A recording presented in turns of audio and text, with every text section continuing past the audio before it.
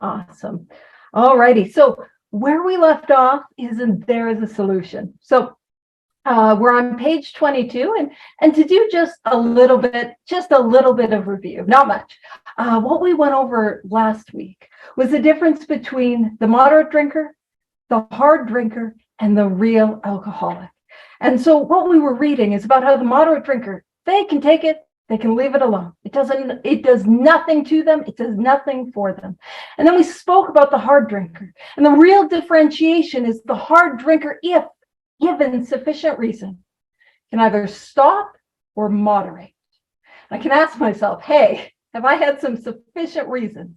And have I been able to stop or to moderate? And if my experience is no, it's a good indication that I might be a real alcoholic. And we read through the diagnostic criteria of that is on page 21. So the real alcoholic or the real addict or the real compulsive person, depending on what you're bringing to the study today. But just to read the real alcoholic. So the real alcoholic is when once we start to drink, we have little to no control over the amount we take. Once I start to drink is my experience that I tend to burn my life to the ground. It talks about how we build up this series of the structure of our life, and then we tear it to pieces. It's my experience that once I start to drink, I'm more or less insanely drunk, that I do not have the ability to control the amount that I take every single time. Is that my experience? And so how we wrapped up was, this is by no means a comprehensive picture of the true alcoholic, as our behavior patterns vary. But this description should identify him roughly. So reading that through, did I feel roughly identified? Was that me? Is that who we're talking about? And so it says, why does he behave like this?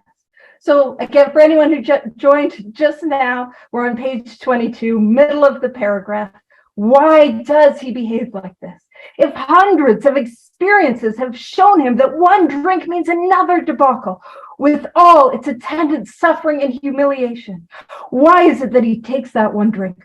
Why can't he stay on the water wagon? What has become of the common sense and willpower that he still sometimes displays with respect to other matters? And what we're really beginning to talk about there is a mental obsession. Have I had those experiences where I have felt like, why the heck am I doing this?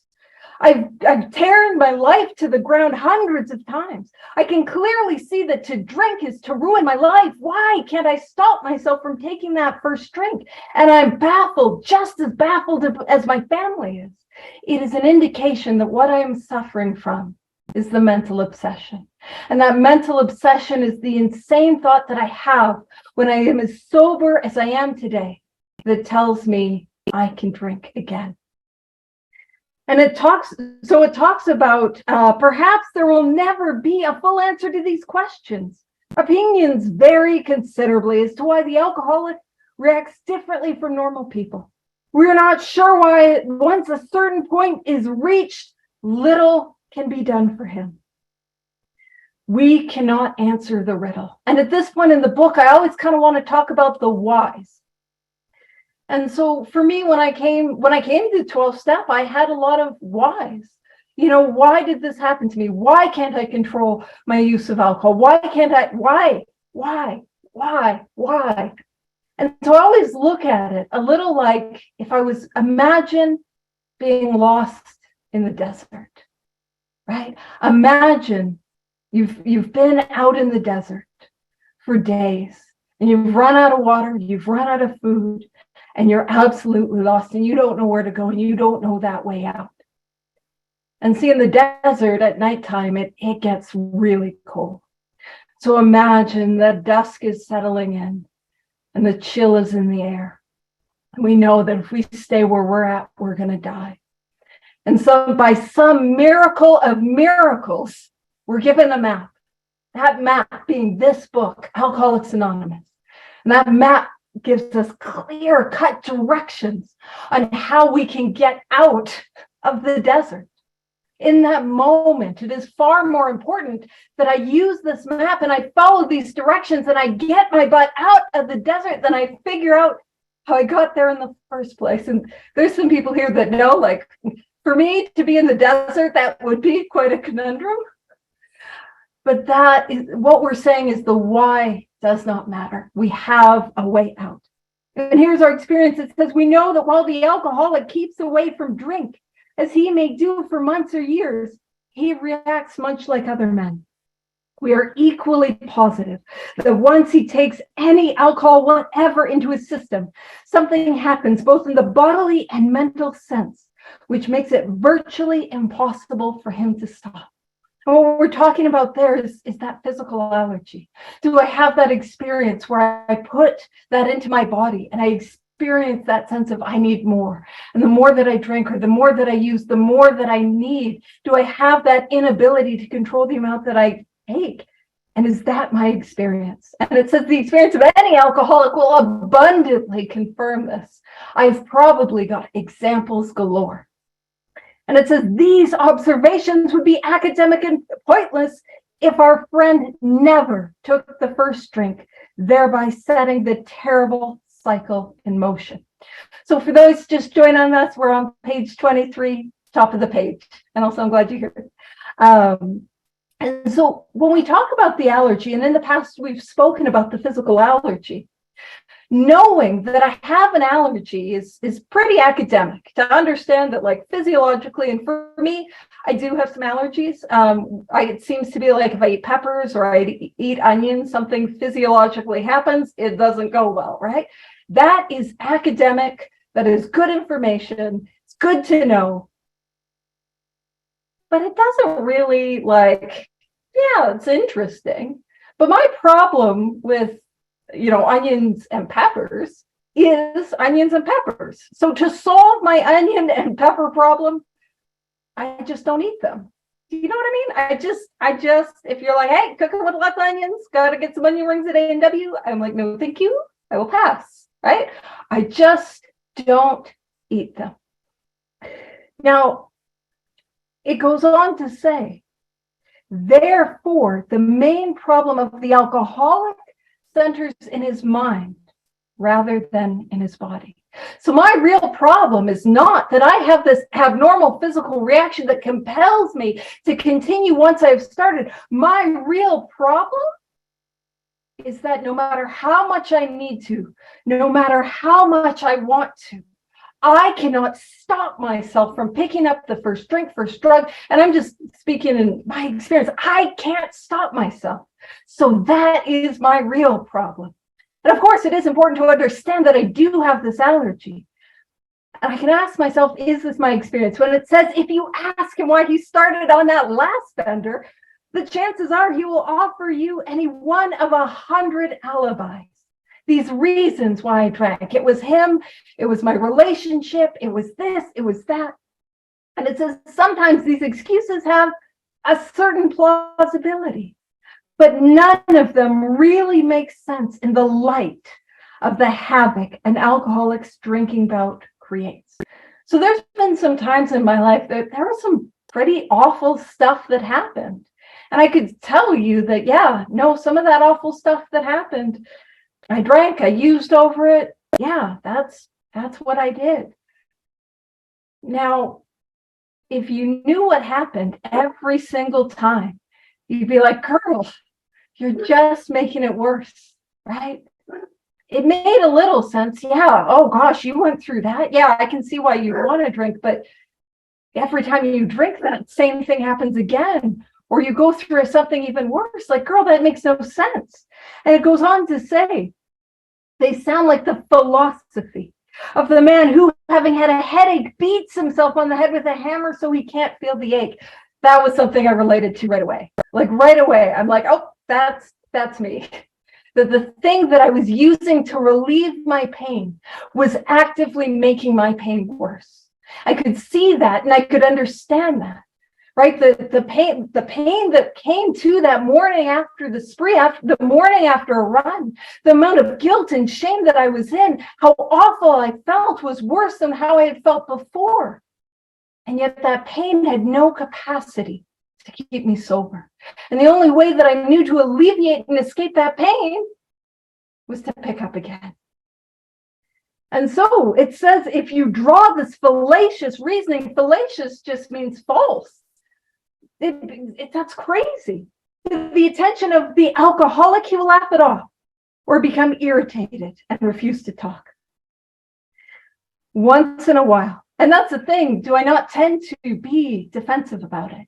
Do I not tend to have these walls about it? Do I have this tendency, don't get too close, don't ask too many questions, right? Once in a while, he may tell the truth. And the truth, strange to say, is that he has usually no more idea why he took that first drink than you have. Some drinkers have excuses with which they are satisfied part of the time, but in their hearts, they really do not know why they do it. And that was my experience too. I remember being absolutely baffled at why I would go back to it again and again and again. It was almost against my own will. I didn't want to be the person I was becoming, and yet I would do it anyway. And I could point to this or that, but I really didn't know.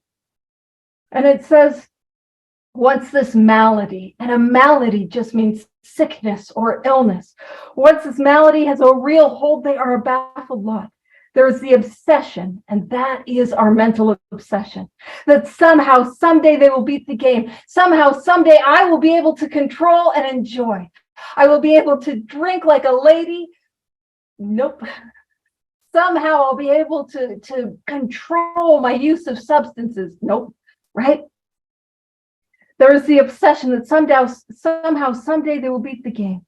But they often suspect they're down for the count. Again, another way to describe that is the hopelessness, that vague sense that something's really wrong, this vague sense that I have a real problem. Now, I wasn't necessarily always ready or willing to do anything about it. It says how true this is, few realize. In a vague way, their families and friends sense that these drinkers are abnormal. But everybody hopefully awaits the day when the sufferer will rouse himself from his lethargy and assert his power of will. Has anyone ever said, Paige, just give your head a shake? Turn this. I was always turning this thing around, right? I was always wanting to, I'll do better next time.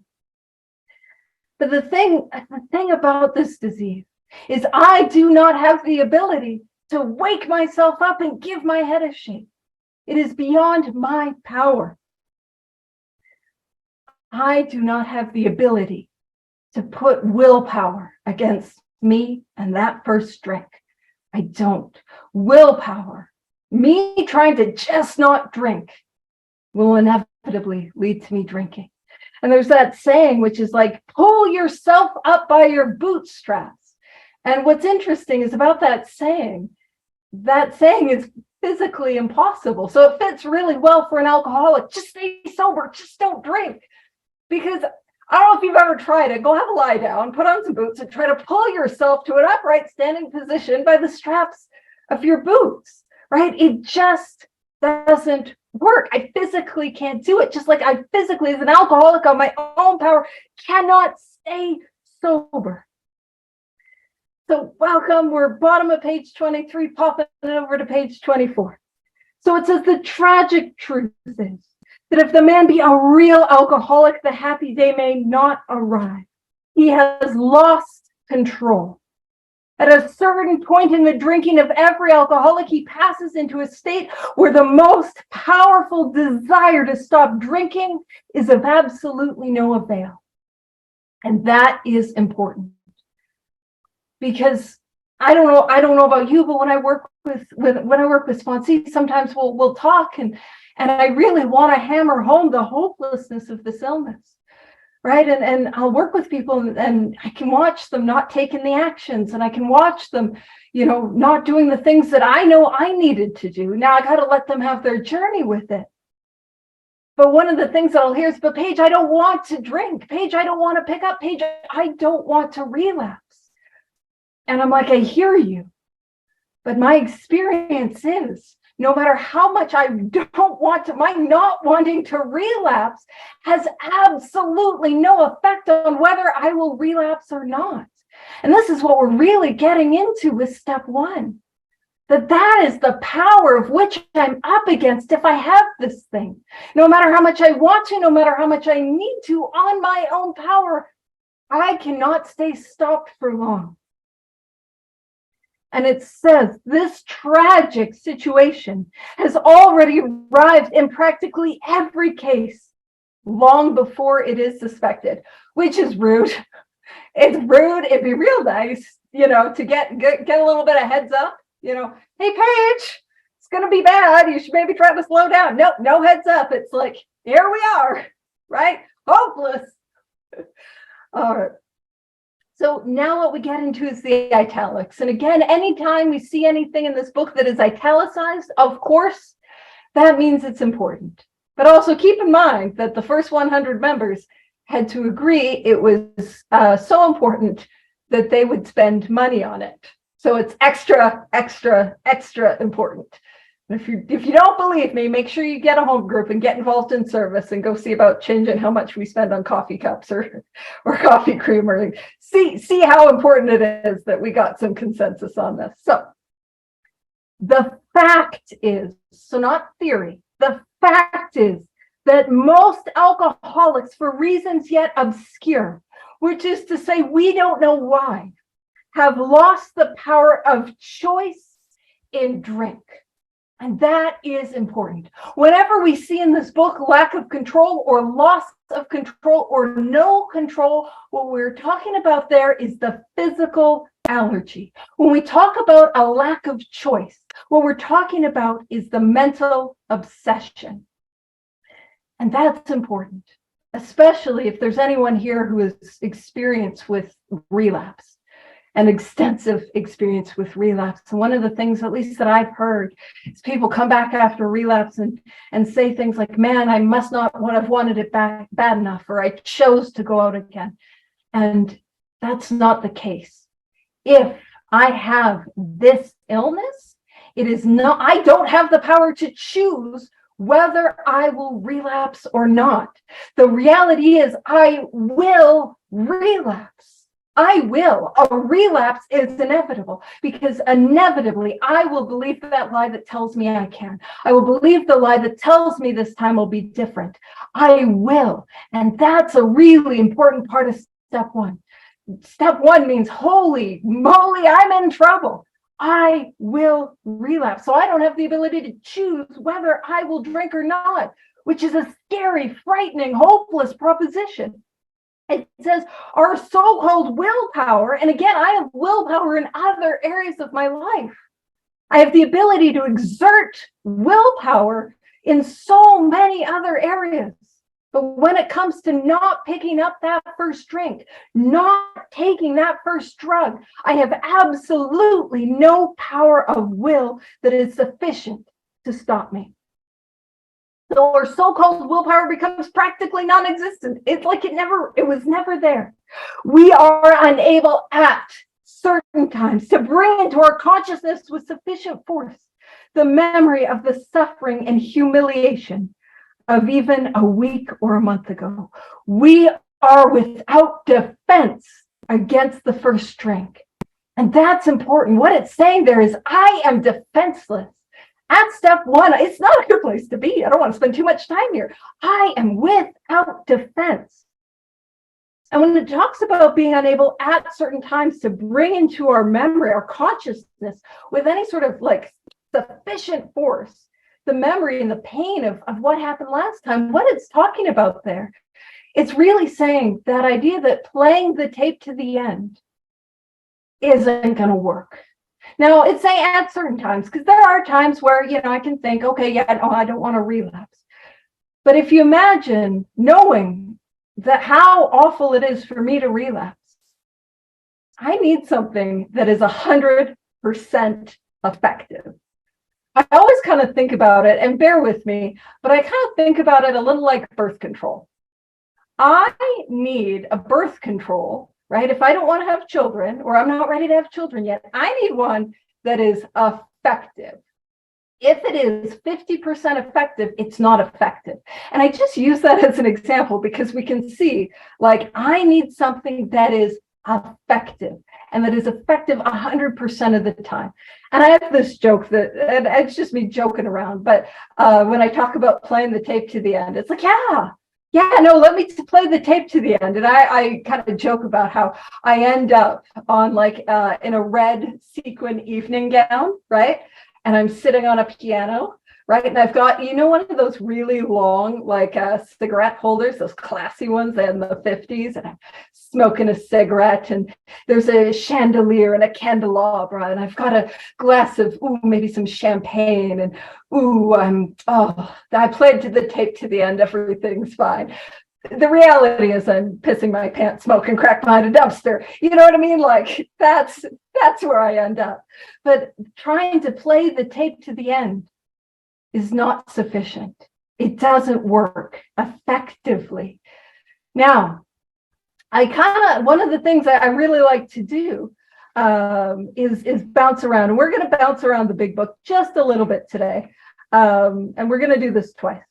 So what I need, so playing the tape to the end, trying to use mental power, trying to use my thought processes to overcome the thought of the first drink, that's not going to work. It might work for a time, but I'm inevitably going to get drunk again. So what do I need? I need immunity from drinking. I need something that's going to work 100% of the time. Let's just pop over to page 89, and we're just going to read the first part of the first 12-step promises. So it says, practical experience shows that nothing will so much ensure immunity from drinking.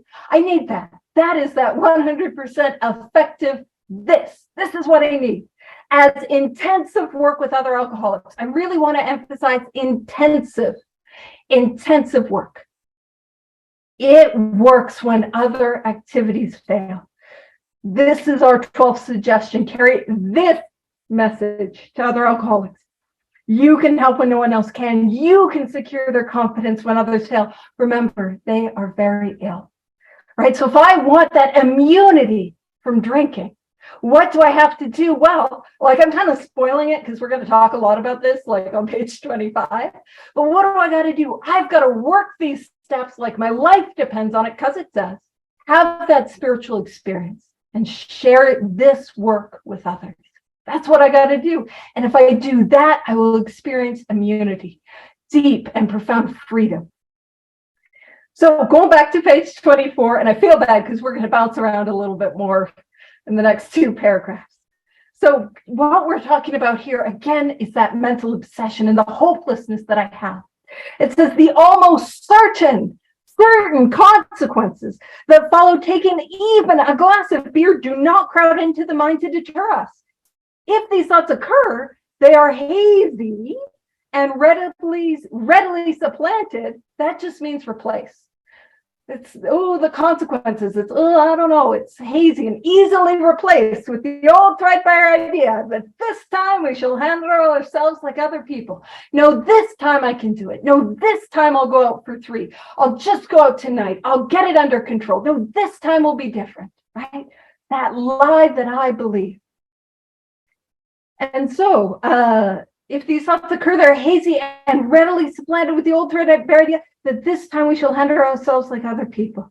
There is a complete failure of the kind of defense that keeps one from putting his hand on a hot stove. See, I come and I start thinking, man, this time will be different. And I touch the hot stove. I think maybe the problem was the stove was a gas stove, but this one's electric. I can touch it. And I start thinking that, my problem was the stove in Calgary, but this stove in Lethbridge, this one will be okay. And I touch the hot stove.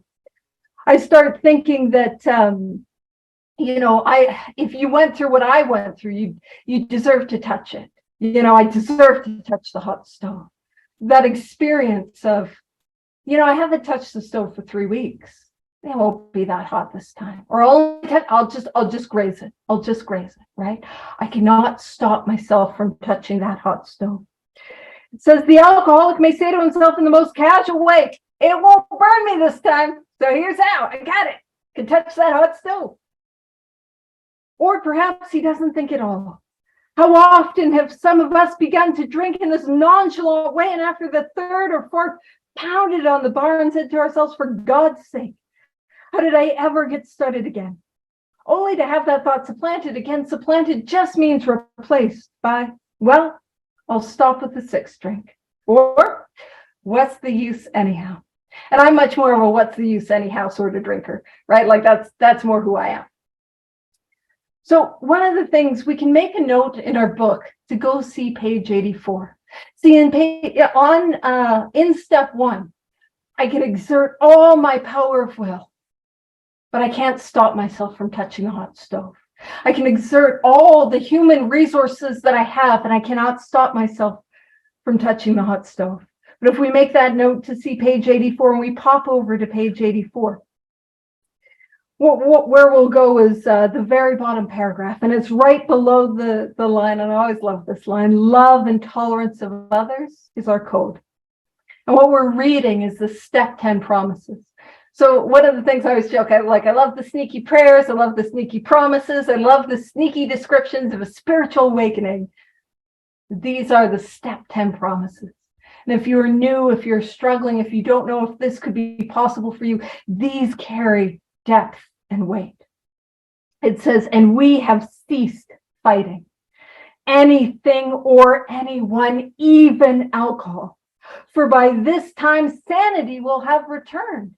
Now, see on page 24, welcome guys. We're on both 24 and 84, so just bear with us. See on page 24, I cannot stop myself from touching the hot stove. And that the most insane thing that I will ever do is pick up that hammer and try to relieve my headache. But on page 84, sanity has returned. We will seldom be interested in liquor. If tempted, we recoil from it as from a hot flame. See, on page 24, I can't stop myself from touching that hot stove. On page 24, I can see that the stove is hot and I have no need to touch it. We recoil from it as from a hot flame. We react sanely and normally. We will find that this has happened automatically. We will see that a new attitude toward liquor has been given us without any thought or effort on our part. It just comes. That is the miracle of it. We are not fighting it, neither are we avoiding temptation. We feel as though we've been placed in a position of neutrality, safe and protected. We have not even sworn off. Instead, the problem has been removed. It does not exist for us. We are neither cocky nor are we afraid. That is our experience. For those of us who have recovered does not mean cured, recovered. That is our experience. And it says that is how we react, so long as we keep in fit spiritual condition. So experience these promises. All that is asked of me is to be at step 10 and actively working these steps, continuing to take this inventory, right? And continuing to grow that connection with God and to then work with others. That's all that is asked of me, right? And so that is the hope that is mirrored with the hopelessness on page 24.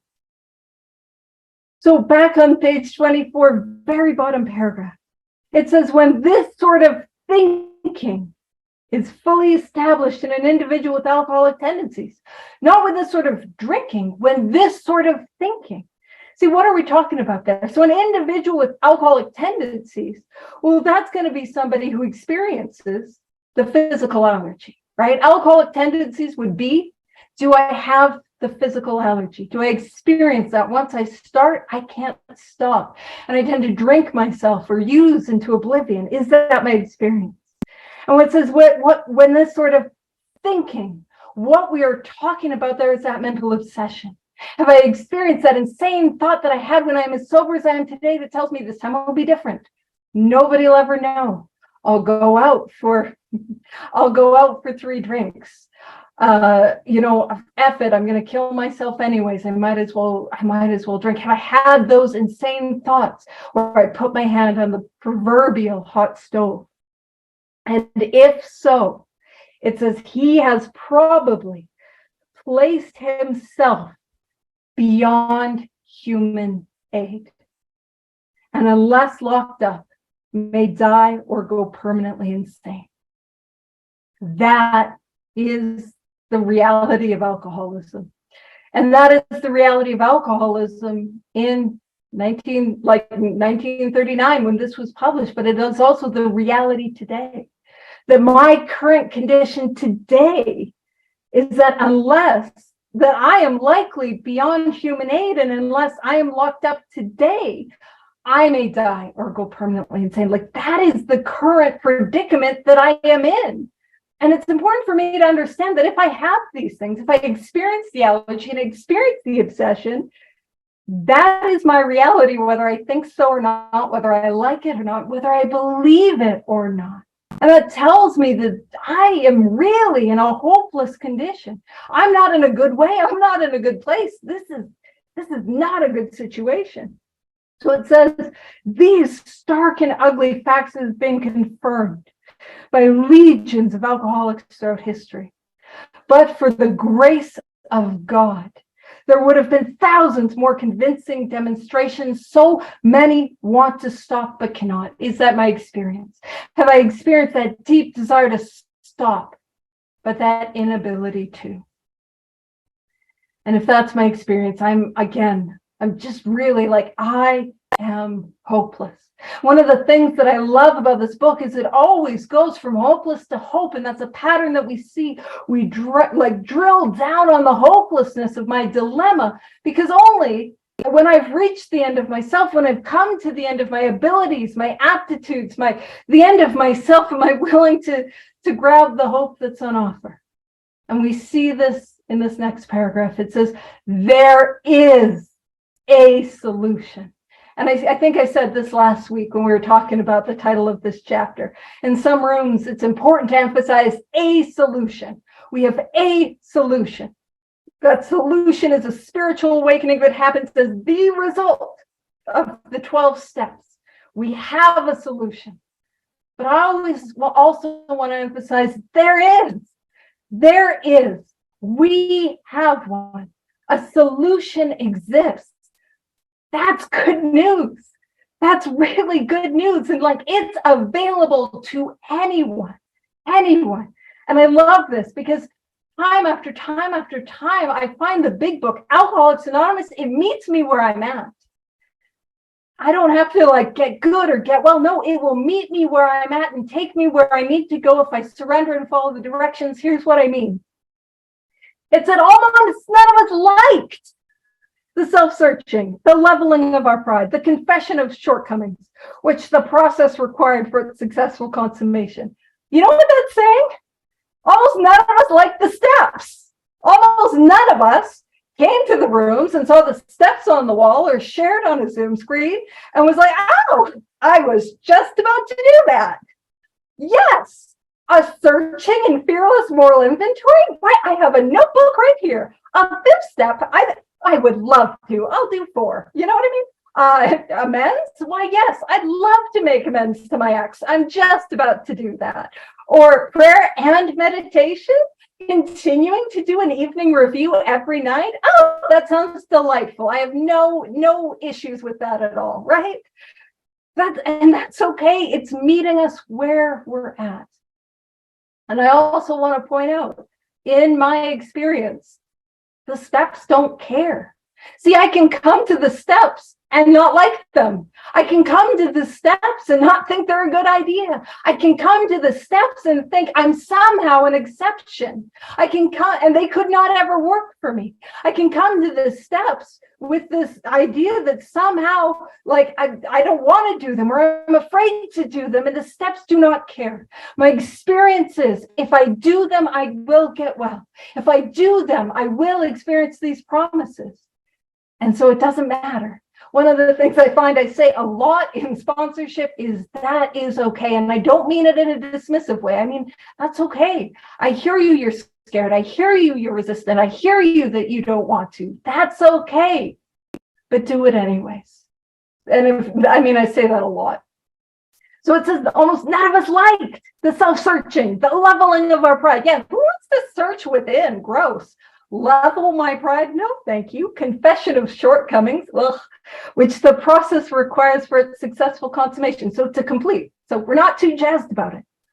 But we saw that it really worked in others. So even though we might come with resistance, here's what opens us up, is that we see that it works in those around us. And again, that is my responsibility as someone who has recovered, as someone who has found this solution. My job is to show up with that light on.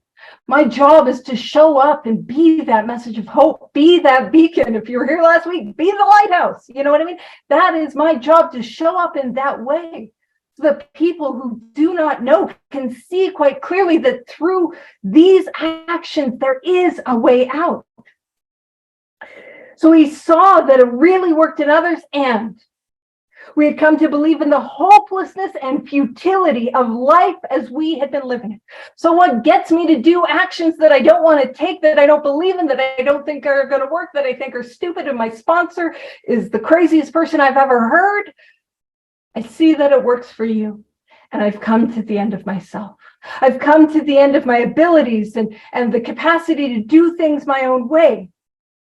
And it says, when therefore we were approached by those in whom the problem had been solved. Again, that does not mean cured, but that does mean recovered. The problem had been solved. There was nothing left for us but to pick up the simple kit of spiritual tools laid at our feet.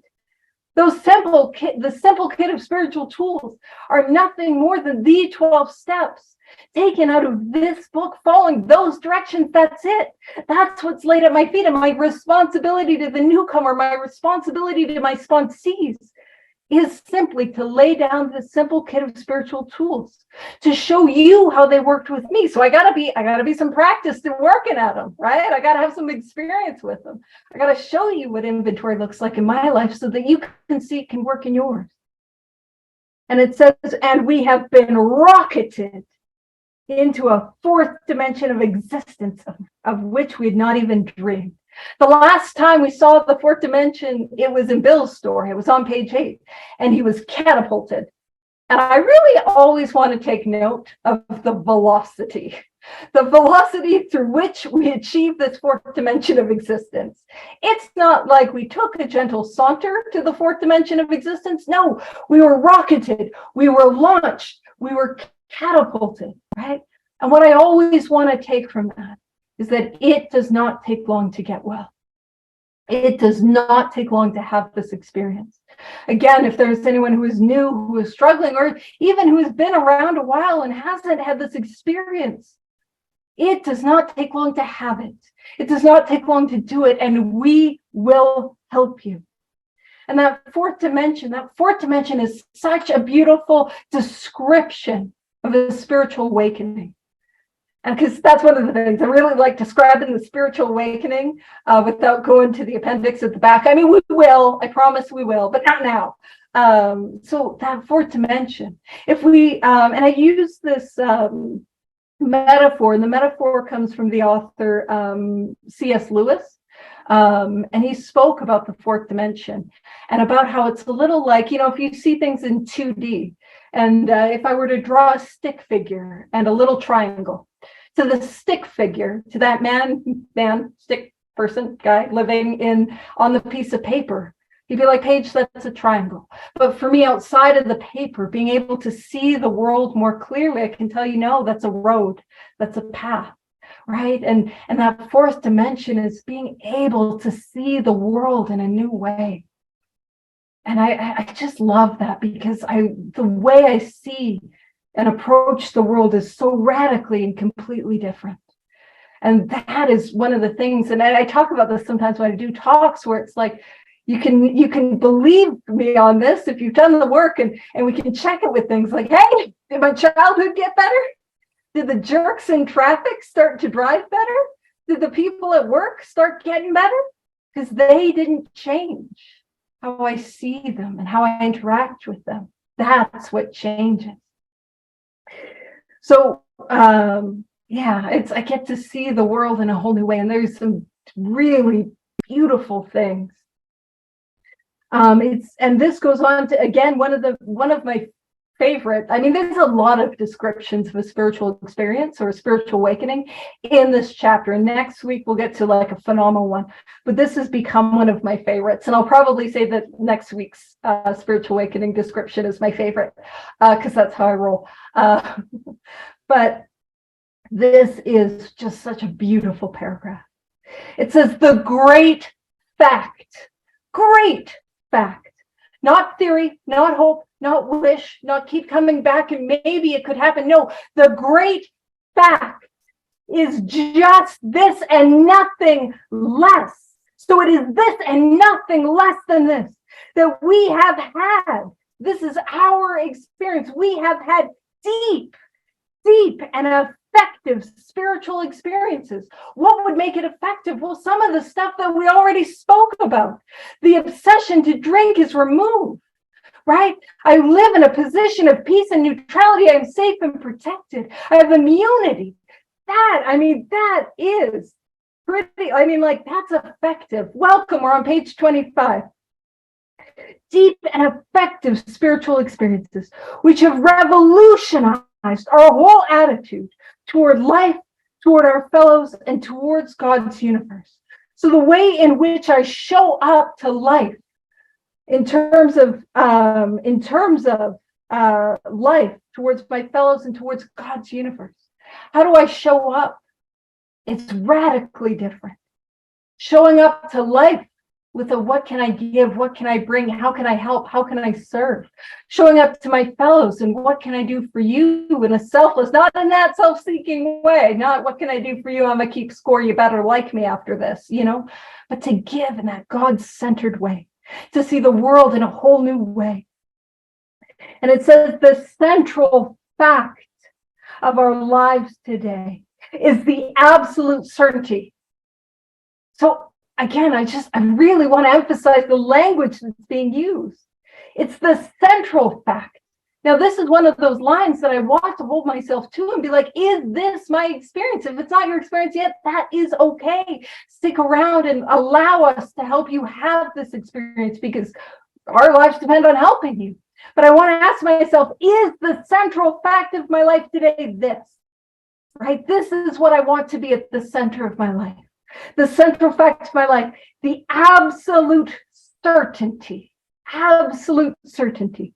that our Creator has entered into our hearts and lives in a way which is indeed miraculous. Is that my experience? That the central fact that my Creator has entered into my heart and into my life in a way which is indeed miraculous. Now, there's two ways to read that. There's how I just read it, which is my heart and life, or my heart but another way is that our Creator has entered into our hearts and lives in a way which is indeed miraculous. Which is to say, another way to look at that is that one of the places in which God resides is within my heart, which for me is a big indication why I got to keep doing this work. Because I want to keep that clean. I want to keep that clear. And it says he has commenced to do those things for us, which we could never do by ourselves. And of course, at minimum, it's talking about the freedom from the mental obsession. That which I could never do by myself.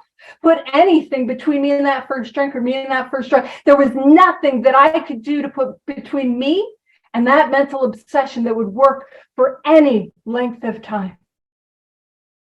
But some of the other things that I could never do by myself, and this is just my experience, and what God has done for me is I could not be sober and not suicidal at the same time.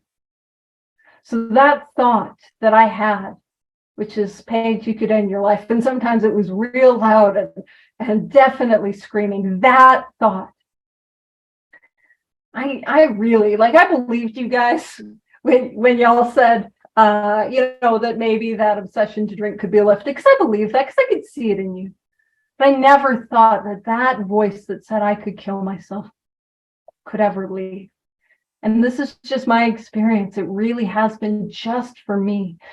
Diving into this work has been the only thing that relieved it. And it was one of those things that I could never do by myself. And in Bill's story, it spoke about how, man, this is a way of life that answers all my problems. So this is what I want to bring all my problems to, that power, which is God. Bring my problems through these steps. And if the more that I surrender, the more that I experience God doing for me that which I could never do myself. And so it goes on to say, if you're as seriously alcoholic as we were, and I want you to know when I got here, I was like, oh, I hope I'm not. Like, I hope not. There's a couple of times in there where it talks about a potential alcoholic. And I'm like, oh, that would be me. The only time in my life I ever thought I had potential. It goes on. If you're as seriously alcoholic as we were, God, I hope that's not me. How will I know? How will I know if I'm as seriously alcoholic as they are in the book? And to know is to just go over to page 24, right? Where it says we believe. Sorry, give me one sec. If you are seriously alcoholic as we were, we believe there's no middle of the road solution. We were in a position where life was becoming impossible. Is that my experience? And it says, if we had returned into the region from which there is no return through human aid, hold on, page 24. If I pop over to that bottom paragraph, that tells me if I'm beyond human aid. So it says, when this sort of thinking, right, that mental obsession, do I have that mental obsession? And it's fully established as with an individual with alcoholic tendencies. Do I have that physical allergy? If so, I'm probably beyond human aid. I got the allergy. I got the obsession. I'm beyond human aid. So it sounds like I might be as seriously alcoholic as they were. And if that is the case, there is no middle of the road solution, which kind of sucks. Because I would like a middle of the road solution. You know what I mean? I would like a diet option. I would like diet 12-step. I'd like to, Big Book Light. Do we have a Cliff Notes version? You know what I mean? And because if I have the obsession and if I have the allergy, I am in a position where life was becoming impossible. Was that my experience? And my life becoming impossible often looks like that I don't want to be alive anymore, that I can't function, that everything that I've tried to allow me to stay sober and happy does not work. And so it says we had two alternatives.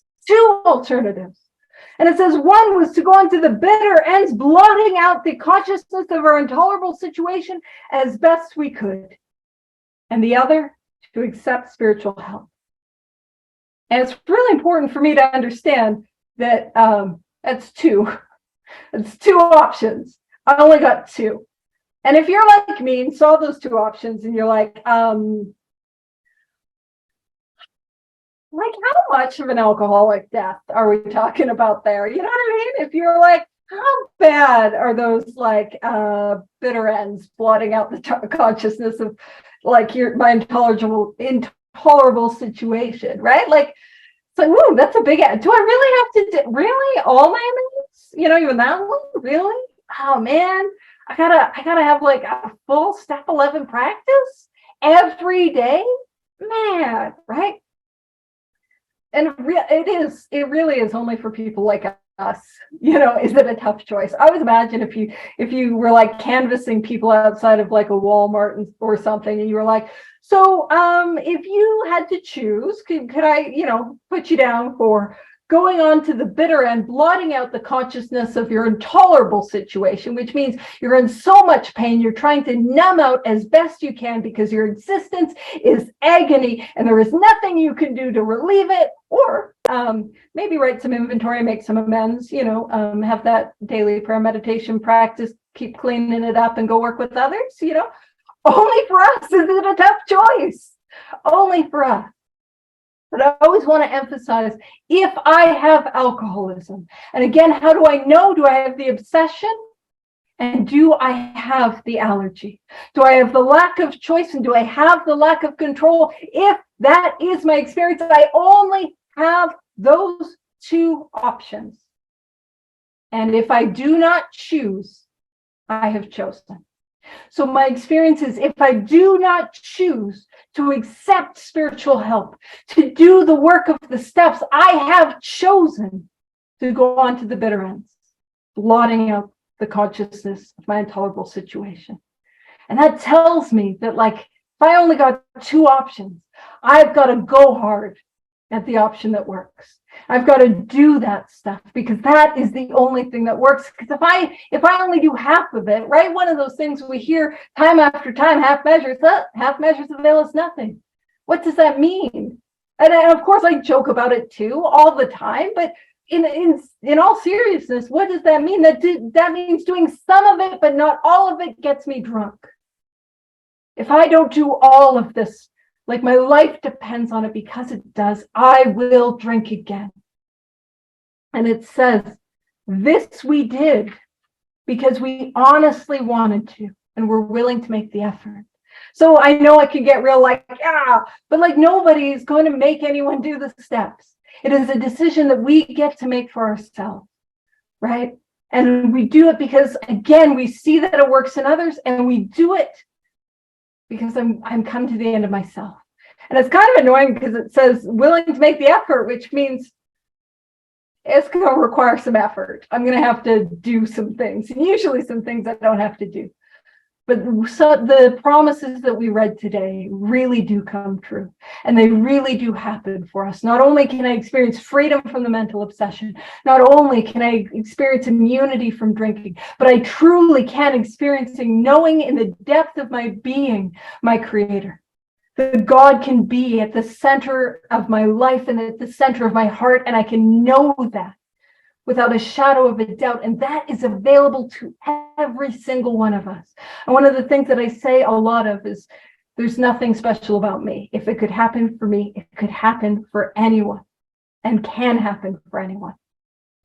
And so that's actually where I was planning on leaving it. And I was worried I would go over time, but actually went under time.